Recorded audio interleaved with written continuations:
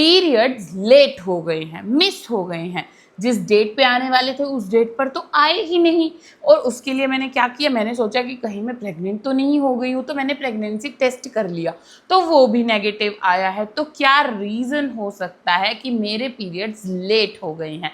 ऐसे क्वेश्चंस मेरे पास रोज़ के बहुत सारे आते हैं। तो आज की वीडियो में हम जानेंगे कि क्या गलती हो सकती है, कब डॉक्टर से मिलने की ज़रूरत है, क्या क्या कारण हो सकता है और उनमें करना क्या है आपको। ओके, सबसे पहला जो इसका कारण होता है वो क्या, सबसे पहले कारण छोड़ो, आपको ये जानने की ज़रूरत है कि जो पीरियड्स जो हैं, अगर वो इरेगुलर हो रहे हैं या वो अपनी डेट पे नहीं आ रहे या वो लेट हो रहे हैं या वो स्किप हो जा रहे हैं, कुछ भी ऐसा हो रहा है, तो हमेशा उसका रीज़न प्रेगनेंसी नहीं होता है।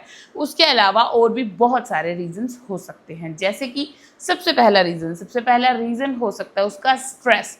अब स्ट्रेस किसी भी चीज़ का हो सकता है, फाइनेंस से रिलेटेड, घर में कुछ स्ट्रेस हो गया, ऑफिस में कुछ स्ट्रेस हो गया, पढ़ाई से रिलेटेड कुछ हो गया, आपका एग्जाम आने वाला है, आपकी कुछ ऐसी कुछ डेट आने वाली है जिसपे कुछ बहुत बड़ा होने वाला है, वो खुशी भी हो सकती है और वो कुछ लो पॉइंट भी हो सकता है। तो अगर ज़िंदगी में स्ट्रेस आ जाता है किसी चीज़ से रिलेटेड, तो जो हॉर्मोन्स हैं हमारे वो क्या काम करते हैं, वो ओव्यूलेशन पे काम करते हैं और उसको डिले कर सकते हैं, और जो पीरियड्स है उसको लेट भी कर सकते हैं। ओके, उसके बाद दूसरा जो कारण होता है वो क्या हो सकता है, वो हो सकता है कि किसी कारण की वजह से आपने कोई मेडिसिन ली, जैसे कि कुछ भी हो गया, आपको खांसी जुकाम हो गया, वायरल हो गया, कुछ भी हो गया, नॉर्मल सी चीज़ें या कुछ बड़ा भी, तो उसकी वजह से आपका कुछ मेडिसिन का कोर्स चला, लाइक एंटीबायोटिक्स का कोर्स चला फॉर एग्जांपल, तो उनके इफेक्ट की वजह से भी कई बार पीरियड्स लेट हो जाना, स्किप हो जाना बहुत ही नॉर्मल सी चीज़ है और ये हो जाता है। ओके, उसके बाद तीसरा कारण हो सकता है आपका वेट। अगर आपका वेट सडनली बढ़ गया है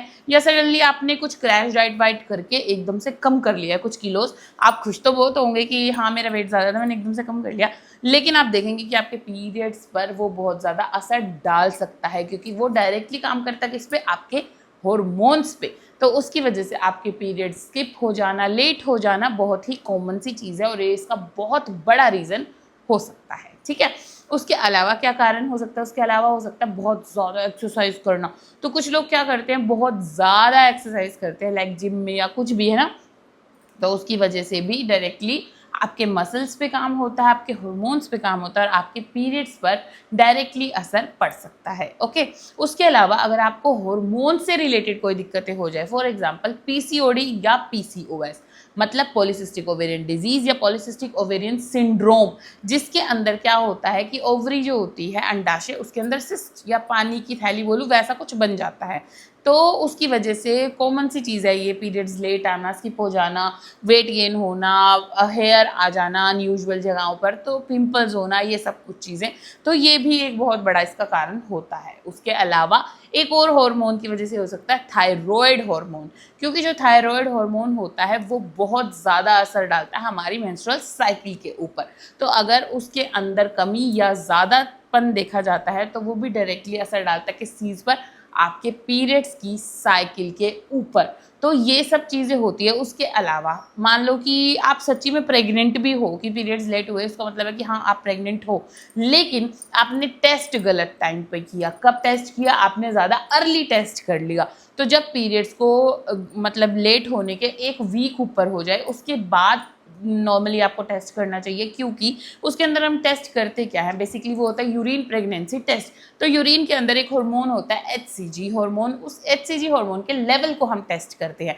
तो जब अर्ली टाइम होता है ना, बहुत ज़्यादा जल्दी का टाइम होता है, तो उस टाइम पे वो हार्मोन शरीर के अंदर कम होता है, यूरिन के अंदर कम होता है, तो वो उसमें रिपोर्ट में नहीं आता, लेकिन आप प्रेग्नेंट होते हो। तो इसीलिए अगर टेस्ट सही टाइम पर नहीं किया जाता तो वो भी एक कारण होता है कि प्रेगनेंसी की वजह से ये सब चीज़ें हुई। ठीक है, उसके अलावा कारण हो सकता है कि आपके पीरियड्स बंद होने की स्टेज पे हैं, अभी बंद हुए नहीं हैं लेकिन धीरे धीरे बंद होने वाले हैं। मतलब आपकी एज अगर 45 to 50 ये वाली रेंजेस के अंदर आ गई है, तो उनमें ऐसा हो सकता है कि एक महीना पीरियड आए, फिर नहीं आए, फिर आए, कभी ज़्यादा आए, कभी कम आए, कभी सिर्फ कुछ ड्रॉप्स आई। तो ये सब चीज़ें बहुत कॉमन है। और मीनोपॉज मतलब कि जब बंद हो गए, तो वो भी एक कारण है कि तब तो बंद ही हो गए। तो ऐसे बहुत सारे कारण हैं किस चीज़ के, पीरियड्स के लेट हो जाने के या पीरियड्स के स्किप हो जाने के। तो अगर आपके साथ ऐसा हो रहा है तो उसका हर बार कारण प्रेगनेंसी नहीं होता है। अगर आप संबंध बना रहे हैं रेगुलरली तो आपको प्रेगनेंसी टेस्ट करना सबसे पहला काम है, वो बिल्कुल ठीक है, लेकिन एकदम से पैनिक नहीं होना है। अब बात आती है कि डॉक्टर से कब मिलना है। डॉक्टर से आपको तब मिलना है जब 3 महीने से ज़्यादा ये चीज़ें हो रही हैं, या फिर ऐसा हो रहा है कि पीरियड्स आपके आए ही नहीं हैं और प्रेगनेंसी टेस्ट फिर भी नेगेटिव ही आई जा रहा है, तो उसके लिए जांच बहुत ज़्यादा ज़रूरी है। उसके अलावा क्या है कि अगर आपके पीरियड्स बहुत लंबे टाइम से इरेगुलर है, ब्लीडिंग बहुत ज़्यादा हो जाती है, कभी कम हो जाती है, कहीं दर्द होता है, ये सब चीज़ें इंक्लूडेड है, या आपका वेट बढ़ रहा है, पिंपल्स हो रहे हैं, या और भी कोई हार्मोन से रिलेटेड आपको फ़र्क देखने को मिल रहा है शरीर में कि सडनली वेट गेन या वेट लॉस या कुछ भी ऐसा, तो आपको डॉक्टर से मिलने की बिल्कुल ज़रूरत है। लेकिन पहले आपको ये जानने की ज़रूरत है कि इनमें से मेरा कोई रीज़न तो नहीं है, तो आप शांति से उसके बारे में सोचिएगा ज़रूर। होप सो कि वीडियो आपके कुछ डाउट्स क्लियर कर पाई होगी, कुछ क्वेश्चंस क्लियर कर पाई होगी।